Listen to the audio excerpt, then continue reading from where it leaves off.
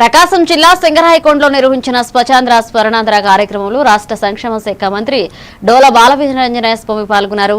Plastic వాడకం పర్యావరణానికి హానికరమని, మోదిగ ఆకులు, కాగితపు ఉత్పత్తులు వినియోగించాలని ప్రజలకు పిలుపునిచ్చారు.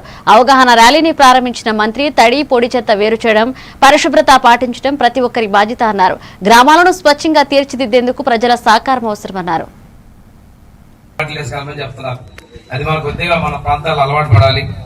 ఒకేసారి వాడకం కాకుండా ఇలాంటి మనకైతే పాత రోజుల్లో ఎక్కడ పోయినా గుడ్డ సంచి ఉండేది.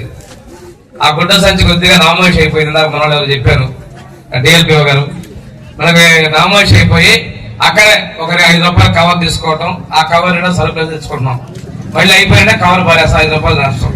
ఇదే సంచి కొద్దిగా కొందామని జాగ్రత్తగా మడుచుకొని ఇంటి ఆడపోయి సరుకులు వేసుకొచ్చుకుంటున్నారు, వాడుకుంటున్నారు. ఎవరికి అర్థం కాదు, మనకి ఇంకోసారి వాడుకోవడానికి మనకు వస్తాయి.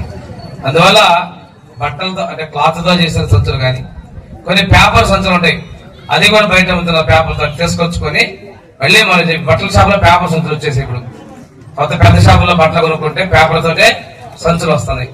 ఇలాంటివి మనం వాడుకోవాలని మీలో అవగాహన కలిగించడం కోసం ఈరోజు వచ్చాను. మన అధికారులు చెప్పారు, నేను చెప్పాను, ఇది వాడితే మంచిది అని అవగాహన కలిగించాలనే ఉద్దేశం ఒకటి. రెండోది, ఇప్పుడు చూసే ఆ చివర ఊరిలో మనం ఆ దేవుడు గడప మన మూల మీద ఆ కాలువ చివరంతా ఈ కవర్లతో నిండిపోయినాయి.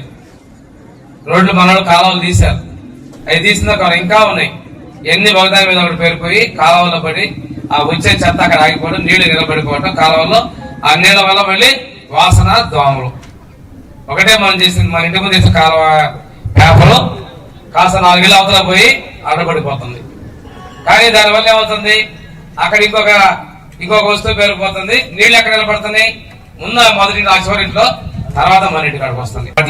చెప్తున్నారు. అది మన కొద్దిగా మన ప్రాంతాలు అలవాటు పడాలి. ఒకేసారి